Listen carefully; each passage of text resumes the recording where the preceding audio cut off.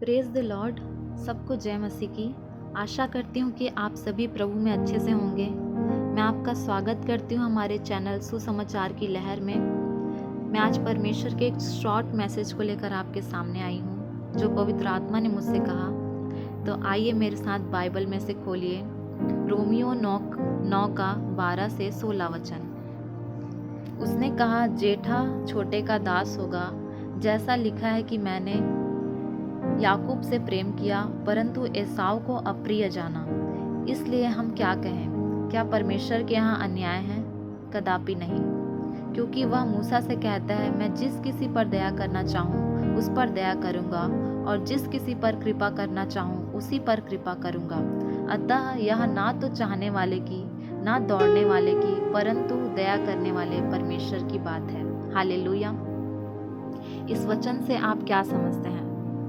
परमेश्वर ने आपको मुझको चुना हमारे किसी काबिलियत के कारण नहीं। हम बहुत अच्छे थे, लोगों का भला करते थे, या दुखी थे, बीमार थे, गरीबी में थे, या बहुत बुद्धिमान हैं या अच्छे हैं, इसलिए परमेश्वर ने हमको नहीं चुना।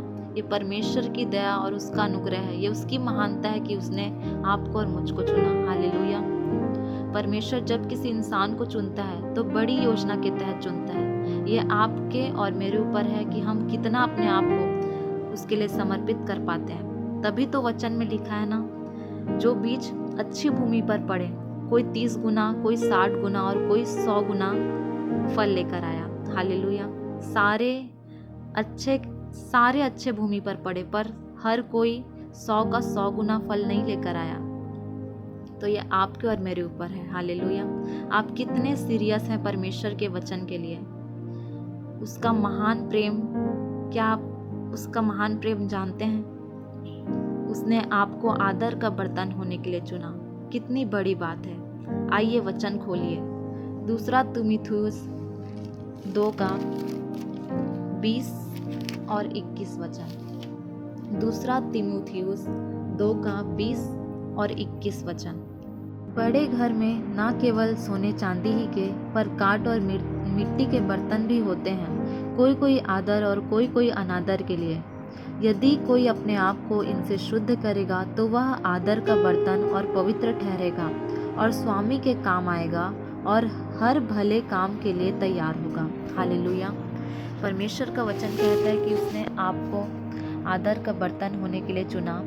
और वचन एक जगह ये भी कहता है कि परमेश्वर ही किसी के मन को कठोर करता है कि वो आँख से देखते हुए भी नहीं देखते और कान से सुनते हुए भी नहीं सुनते।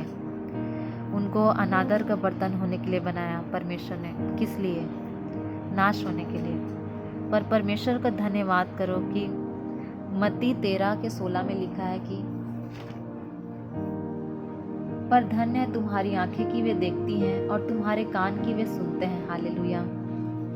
परमेश्वर ने आपको और मुझको आदर का बर्तन होने के लिए चुना। ये कितनी महान बात है। परमेश्वर कितना महान है कि उसने आपको और मुझको जीवन के लिए चुना।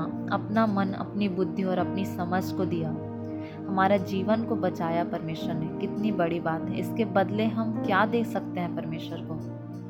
मेरे प्रियो, अपने जीवन का समर्पण करें और परमेश्वर के करीब आएं। आइए अपनी आंखों को बंद करें। मैं छोटी सी प्रार्थना करती हूँ आप सबके लिए।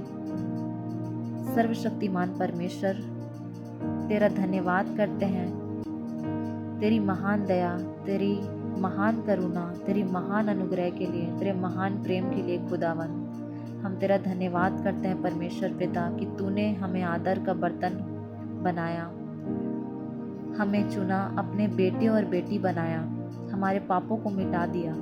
परमेश्वर, आज हम अपने जीवन का समर्पण करते हैं पिता कि तेरे और करीब आने पाए, तेरी उपस्थिति में और बढ़ने पाए, तेरे अनुसार जीने पाए।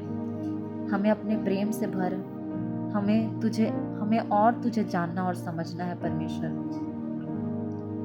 हम तुझ में और भी लौलीन रहना चाहते हैं परमेश्वर।